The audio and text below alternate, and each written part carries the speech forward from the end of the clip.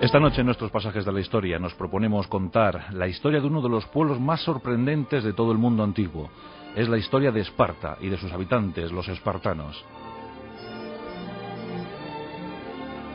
Una historia llena de austeridad, llena de nobleza, llena de rigurosidad. La historia y disciplina de los espartanos.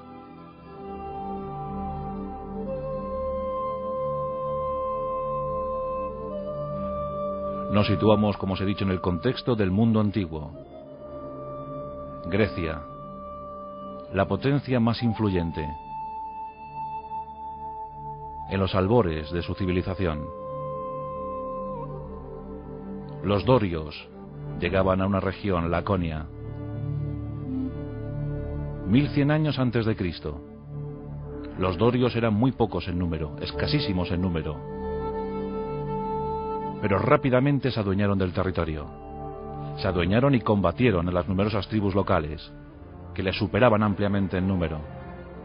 Pero combatieron, lucharon con ferocidad y lograron implantarse en el territorio. Hace 3100 años, los dorios, dada la climatología extrema, dado el ataque constante de los enemigos, debieron optar por la vía más razonable, la de la supervivencia. Lo contrario era la extinción. Y así se fue germinando la casta de una raza que daría mucho que hablar y que llegaría a dominar la península griega, los espartanos. En Laconia, un territorio, Lacedemonia, y el epicentro de la Lacedemonia, la capital, Esparta.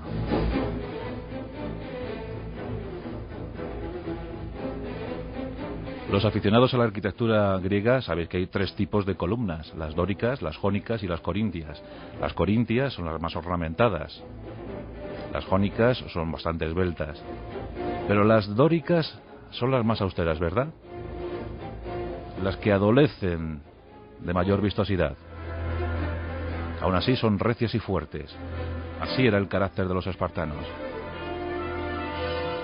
Cuenta la historia de Esparta que en el siglo X a.C. aparece la figura de un hombre, Licurgo, aquel que creó la constitución de Esparta, aquel que sentó las bases para que Esparta se constituyera en una potencia hegemónica. Dicen que Licurgo fue real, otros afirman que fue un mito. Lo cierto es que en el siglo V a.C. los espartanos ensalzaron la figura de Licurgo y doblegaron sus esfuerzos en pos del militarismo. Los dorios habían llegado en el 1100 a.C. y en el siglo VI encontramos cómo las jerarquías aristócratas promovieron la monarquía como forma dominante en la política. En el siglo VI ya tenemos algunas ciudades griegas avanzando hacia los estados democráticos. Esparta optó por la monarquía. Pero situemos Esparta en el mapa. Laconia es una región pues no muy grande. Hoy en día apenas abarca 3.500 kilómetros cuadrados. Y Esparta, ni siquiera en sus momentos de máximo esplendor, fue una ciudad grande. Apenas un grupo de 5 pueblos. Casas muy humildes, de adobe y paja, y algunos edificios públicos. Esparta se encontraba a los pies del monte Teigeto, el mítico monte Teigeto, tan nefasto para la historia de Esparta y de Grecia. Esparta estaba en el valle del río Eurotas, un valle cuyos accesos eran sumamente fáciles de defender. Los espartanos, siempre orgullosos, dijeron que su ciudad no necesitaba murallas. Se bastaban con sus escudos para ofrecer la muralla precisa para que los enemigos de Esparta no llegaran a la ciudad. Aún así podemos encontrar la ciudad amurallada en el siglo IV a.C. Pero durante muchos siglos la ciudad no precisó de murallas. Todo eso gracias a un gran ejército. Bien es cierto que no muy numeroso. Los espartanos nunca fueron muchos. La ciudad fue muy exigente con sus moradores. Ya sabéis que hay una leyenda negra sobre Esparta.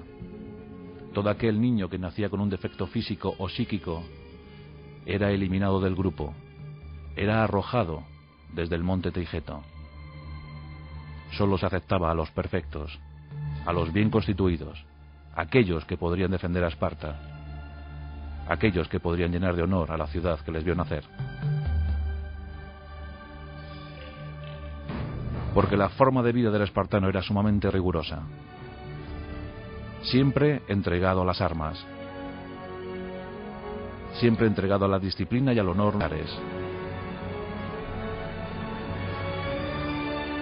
Y el ejército fue muy exigente, tan exigente que vio cómo disminuía su número a lo largo de los siglos. En el siglo VII a.C. existían 9.000 hoplitas, 9.000 hoplitas bien armados. En el siglo V nos encontramos con apenas 8.000. Y tan solo un siglo más tarde quedaban 3.600. Demasiado exigente aquella ciudad y demasiado exigentes aquellas guerras.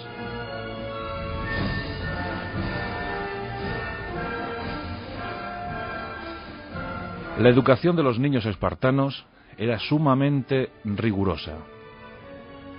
Hasta los 6 años, el niño espartano podía corretear libremente por la ciudad. Incluso se le permitía llevar una túnica suave. Pero a partir de los 7 años, su historia iba unida inexorablemente a la historia de Esparta. Entre los 7 y 11 años, se organizaban en grupos y se les llamaba chiquillos o lobeznos. Entre los 12 y 15 años eran considerados muchachos. Y a partir de los 16 ya eran irenes. Irenes en diversos grados, primero, segundo, tercer y cuarto grado. A los 20 años entraban a formar parte del ejército espartano. Y desde entonces permanentemente movilizados hasta los 60. 40 años, por tanto, 40 años de su vida entregados al ejército.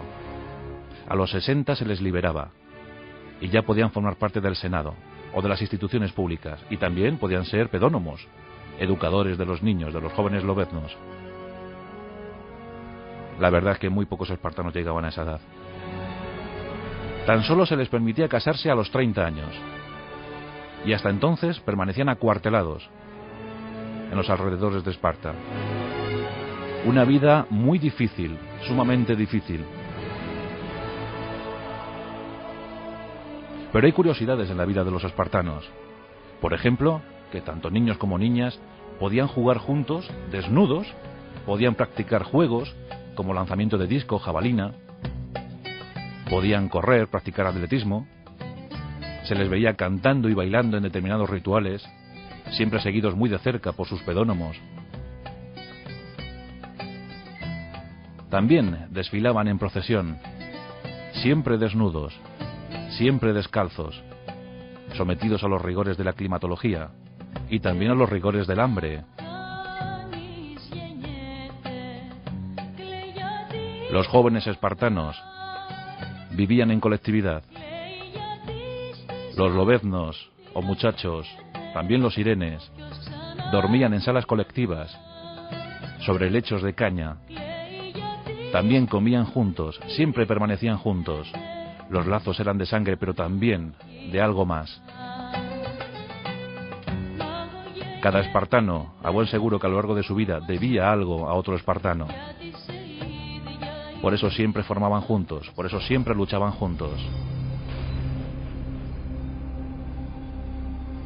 El ejército espartano, como ya hemos dicho, no era muy numeroso, pero sí sumamente eficaz. El hoplita espartano se destacó por ser uno de los mejores soldados del mundo antiguo, posiblemente el mejor de su tiempo. Había algo terrible en la vida del soldado espartano, y era la llegada de los 20 años. A los 20 años ya estaban preparados para ser hoplitas, pero quedaba una prueba, la prueba final, la prueba definitiva. En la sociedad espartana había 3 clases bien diferenciadas. Por un lado, los homoi, los iguales, los hombres libres de Esparta, los ciudadanos ligados directamente a aquellos primeros invasores dorios. Pero también había una suerte de habitantes casi todos, pues tribus asimiladas, ciudades asimiladas, prisioneros de guerra que se les permitía vivir en libertad, dedicándose al comercio, aunque no se les permitía el acceso a las armas.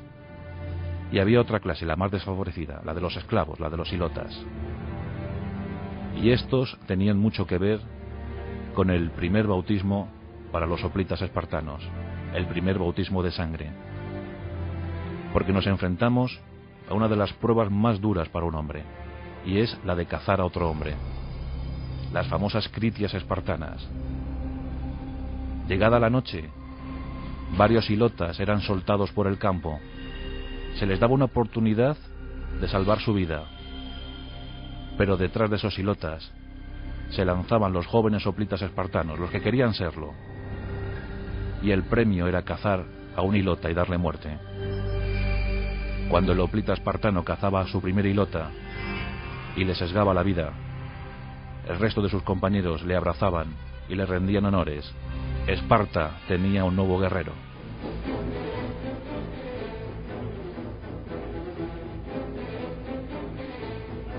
Y llegaba el tiempo de la batalla.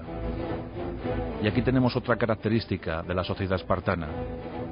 Las mujeres habían sido entrenadas desde bien jovencitas para dar estupendos y jóvenes, robustos guerreros a Esparta. Las madres estaban muy orgullosas cuando conseguían este resultado. Aquí vemos a un joven hoplita espartano con tan solo 20 años dispuesto a partir para la batalla. Y la madre se apresta para el gran ritual. Le entrega su primer escudo de guerra, un escudo gigante, redondo. Y la frase es contundente. La madre mira al hijo y le entrega estas palabras: ¿volverás a Esparta con esto o sobre esto? Nada más podía hacer el joven hoplita: volver a Esparta victorioso con su escudo o muerto sobre él, pero siempre con honor. El ejército espartano era un ejército muy reducido. La unidad táctica principal era el logos.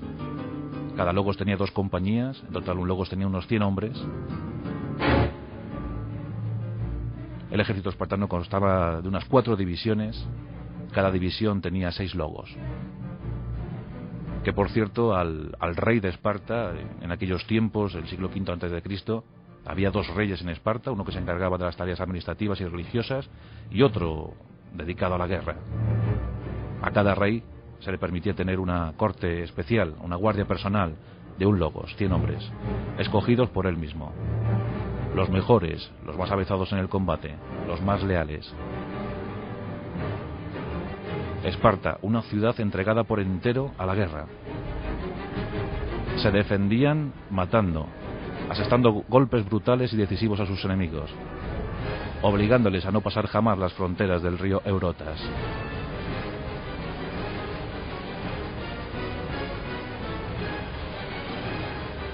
Y así fue pasando el tiempo.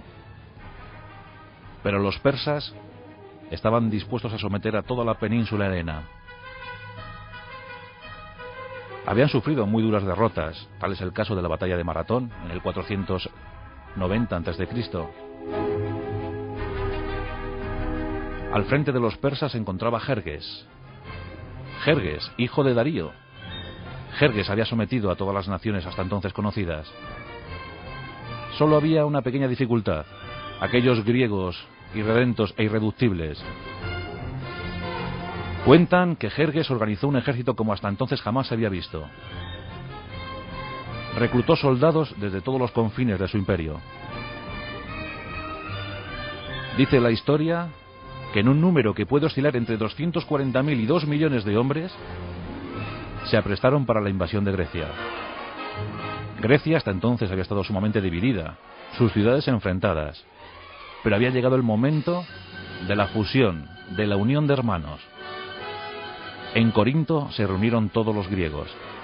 Era el 481 a.C. Desde Corinto lanzaron llamamientos de ayuda, pero los aliados no respondieron. Solo quedaron unas cuantas ciudades para oponerse a todo el poder invasor de los persas.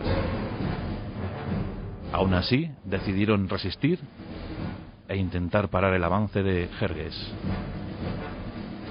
En el 480 Jerjes estaba dispuesto para la invasión.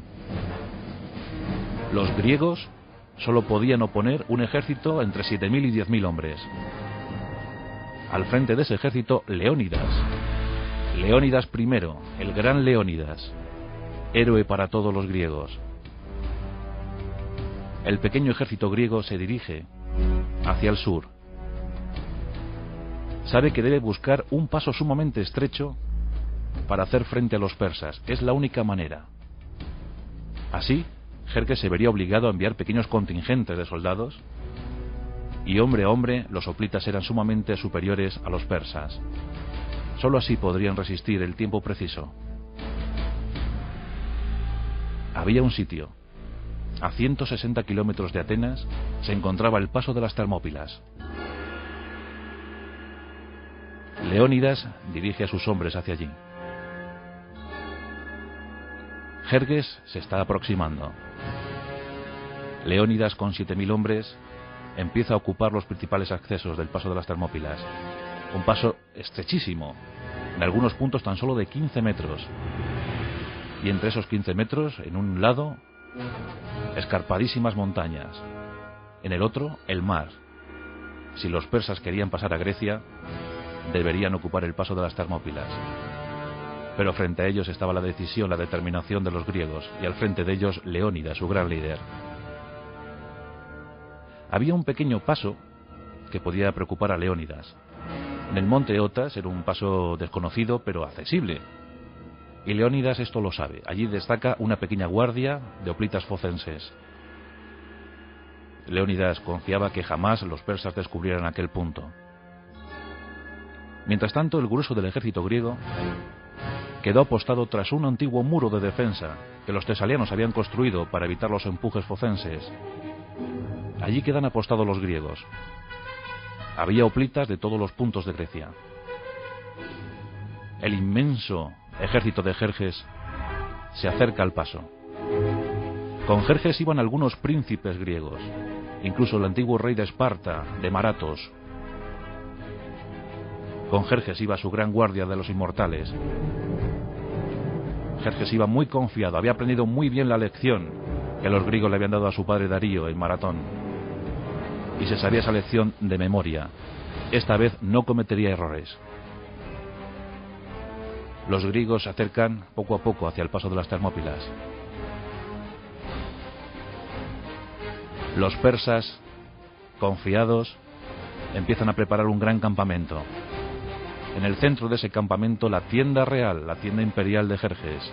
En ella un trono de mármol. Sobre ese trono espera ver la victoria de sus tropas.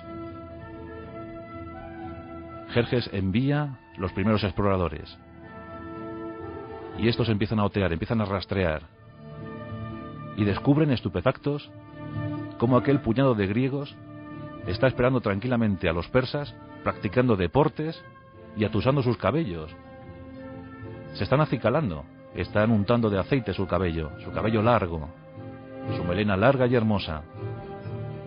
Los exploradores vuelven sonrientes a Jerjes y le cuentan lo que ha visto.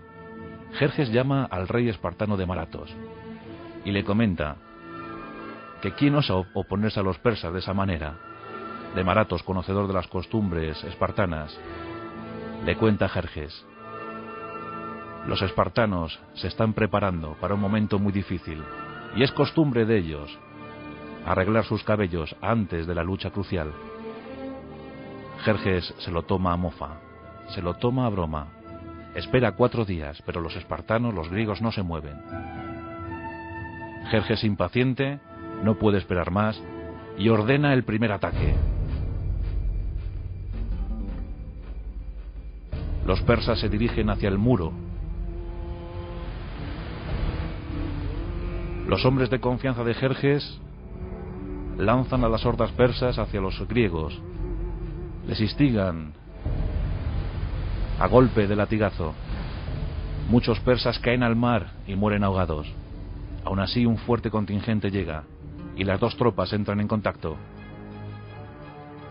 El primer asalto es brutal, pero los griegos aguantan perfectamente. Centenares de persas caen sobre el terreno.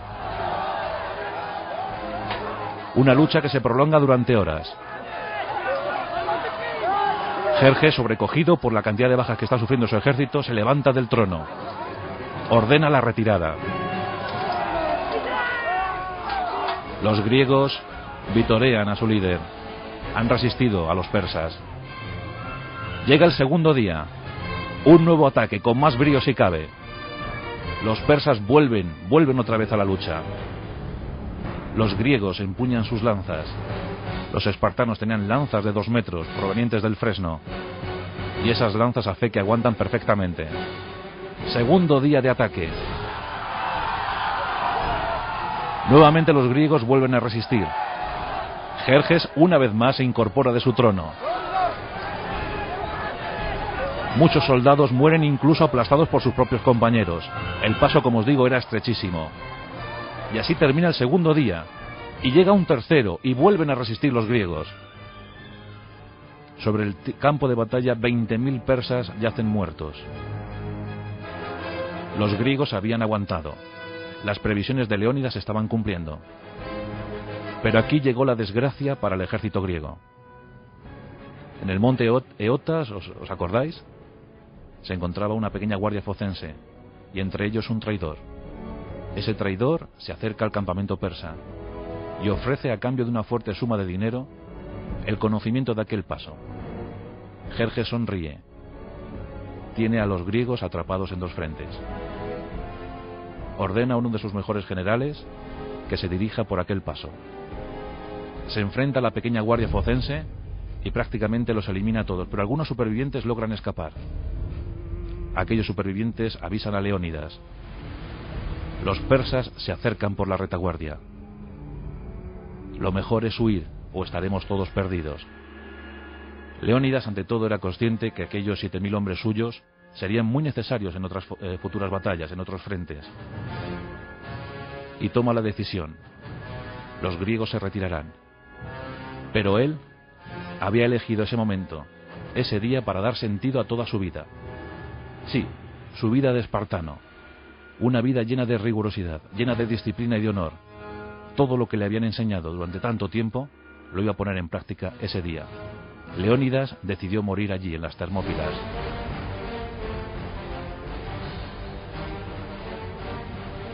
Ordena que la mayor parte de los hoplitas griegos se retiren.